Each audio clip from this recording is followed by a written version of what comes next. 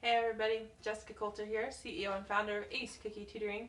Today we're talking about public speaking. So if you are like so many people and you do not like public speaking, or maybe even you're scared of it, I want to know this message is relevant to you. Make sure you tap that like or heart button for me. And if you're like me and enjoy public speaking, you're one of the weird ones, as people like to tell me, then let me know down below. Give me a yes, just so I know that I'm not the only one who's always enjoyed giving speeches, getting up in front of people, and being the center of attention. So, before we jump into it, there are 3 things that I want to tell you about public speaking and what you need to do. But before we get into those 3 things, I want to have you tap subscribe on YouTube, follow on Facebook. We're streaming to both right now. So I'd love to have you as a subscriber so you always know when I post new things to my YouTube channel.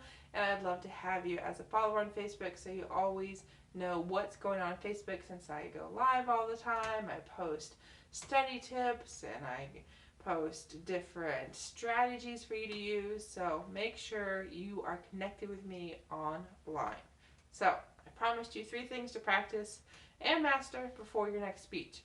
Number 1, to me, it's pretty simple, but it's also very annoying if people aren't good at it. And if this is you, then you probably know already. So ums, uhs, those kind of filler words, those basically stutterings, make sure you count those. Have someone count those for you while you're giving a speech, while you're practicing your speech, and maybe even record yourself, okay? Because you need to not say every 2 seconds after every sentence, because it kind of shows you don't have any confidence, and it kind of also is a little distracting, and it's just kind of not needed. So if you add them in like I kind of just did there, don't, okay? So that's tip number 1 for you, is do your absolute best to minimize ums, uhs, those kind of words. And again, record yourself or have someone else count those for you.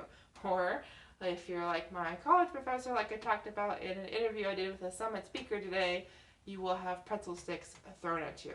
So if you want to get better at speeches, you want to hear that full story about my college professor, join my Facebook group. The link's over in the description, and we'd love to have you in the group so you can sign up for that summit as soon as the link goes live here in less than a month. But you will only get updates if you're in the group. Now, 2 more things to tell you here about public speaking. The next thing, once you get the ums and uhs down, is to figure out your tone, okay? So you don't want to speak in a monotone, okay? Because that is, again, very boring. If your teacher just looks at you at the front of class and talks like this the entire time, you're going to fall asleep. The same thing is going to happen if you're giving a speech, okay? No matter if this is like a group presentation in a class, no matter if this is some giant, really big, important thing at work in front of a bunch of investors or potential new clients. So practice your tone, okay? Before I give you the 3rd and final thing I want you to master before your next speech, if you're just now joining us, make sure you tap that like or heart button to let me know if you're like a lot of people out there and are terrified of giving a speech, let alone just public speaking in general. And also remember, subscribe on YouTube, follow on Facebook. So, last thing here for you. This is probably the hardest thing to learn, so definitely worry about it after the other 2 things we've talked about. But to keep your speeches interesting, and also to really drive home the points if you're doing like a persuasive speech, practice your inflection, okay? So we talked about your tone. So inflection similar to tone, but do know as your kind of voice goes up, your voice goes down, that's inflection. And part of the inflection that's going to really help with the power and like persuasion would be your speed, okay? So you talk too fast, those inflections are going to be lost. You talk too slow, and people aren't going to care how dramatic you're being. They're just going to want you to get on with things and say some words.